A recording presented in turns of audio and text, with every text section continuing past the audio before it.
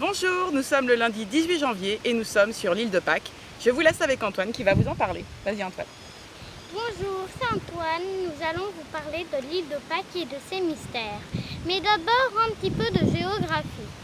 Ce qu'il y a de surprenant à l'île de Pâques, c'est tout le chemin qu'on doit faire en avion pour y arriver. L'île de Pâques est une toute petite île qui fait 23 km de long et 17 km de large. L'île de Pâques est perdue en plein milieu de l'océan Pacifique. Elle est à 4000 km du Chili et 4000 km de la Polynésie française. L'île de Pâques fait partie du Chili, dont la capitale est Santiago. Le Chili est situé en Amérique du Sud. Donc sur l'île de Pâques, on parle principalement espagnol, mais aussi une langue proche, la langue polynésienne. Et la monnaie est le pesos chilien. L'île est en forme de triangle isocèle. Un triangle isocèle, c'est un triangle qui a deux côtés de même longueur. Regardez sa forme.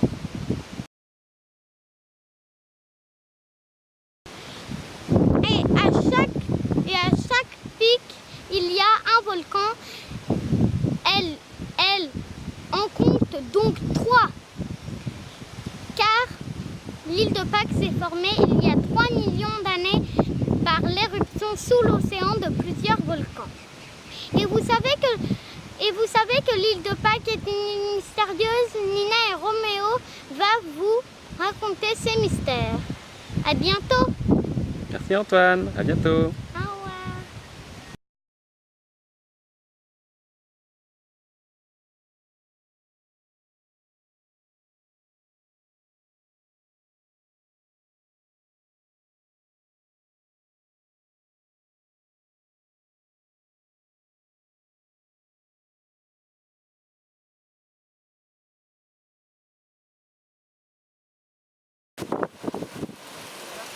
Bonjour, c'est Roméo. On ne connaît pas précisément l'histoire de l'île de Pâques. Car ceux qui la connaissent, les Maoris Rungo, ont disparu. Ils n'ont pas laissé de traces écrites. Donc tout s'est transmis à l'oral. On a du mal à retrouver ce qui a pu se passer sur l'île. Ça la rend mystérieuse. Il paraît que le premier habitant de l'île est un roi polynésien des îles Marquises. Il s'est fait vaincre et a dû repartir en mer chercher une nouvelle terre d'accueil. Otumatoa part donc en mer avec femmes, enfants et quelques autres familles qui l'accompagnent. Il finit par découvrir l'île de Pâques. Avant de débarquer, il envoie 7 fils des 7 familles qui l'accompagnent en éclaireur. Nous avons vu leur statue sur un site qui s'appelle Lau Akivi, dont Nina vous parlera plus tard. C'est comme ça que serait née la population de l'île. L'île serait divisée comme un gâteau en 12 parts égales pour chacune des tribus habitant l'île. En 1863, une tragédie se produit. 6 bateaux péruviens débarquent et enlèvent une plus grande partie de la population de l'île.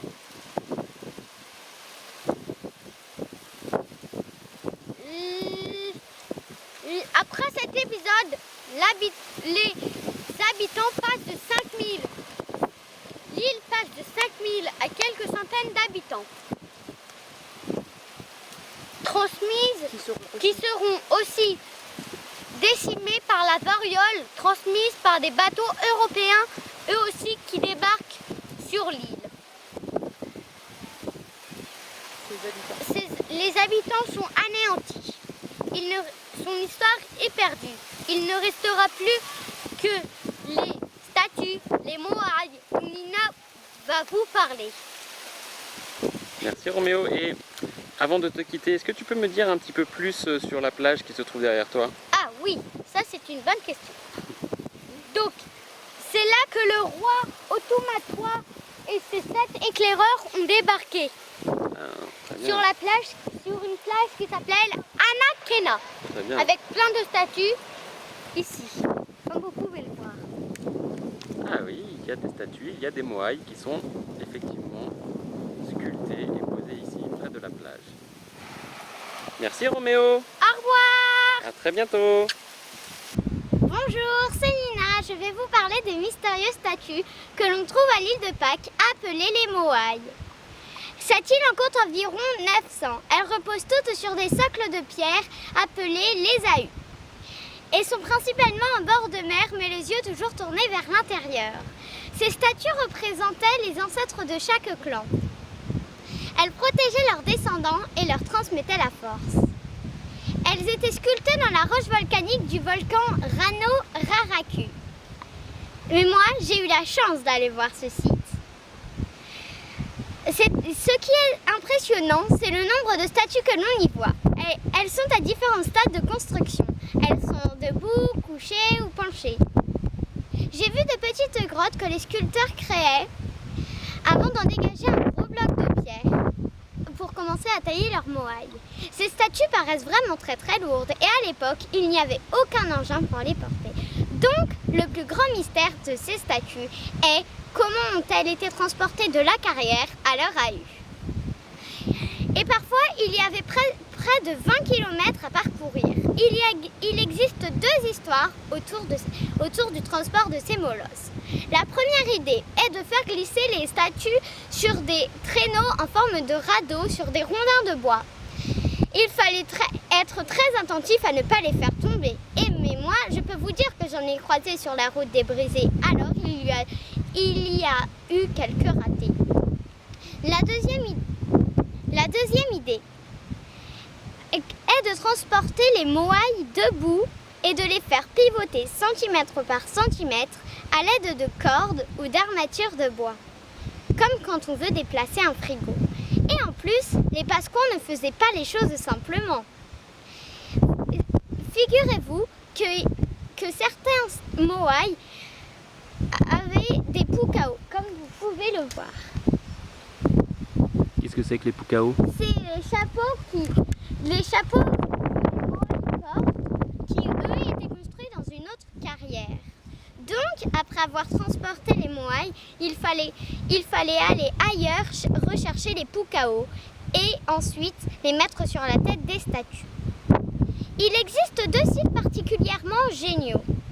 L'Ahu Akivi, qui représente les 7 éclaireurs envoyés par le roi Otumatua, dont vous a parlé Roméo tout à l'heure. Là, je suis sur le site Nono, où il y a 5 statues. 5? Oui, 1, 2, 3, 4, 5, dont 4 avec des pukao. Il existe aussi l'Ahu Tongariki, que je suis allée voir 2 fois, dont une pour le lever du soleil. Assez parlé, je vous laisse admirer les beautés de ces paysages du bout du monde. À très vite, bisous les amis, au revoir.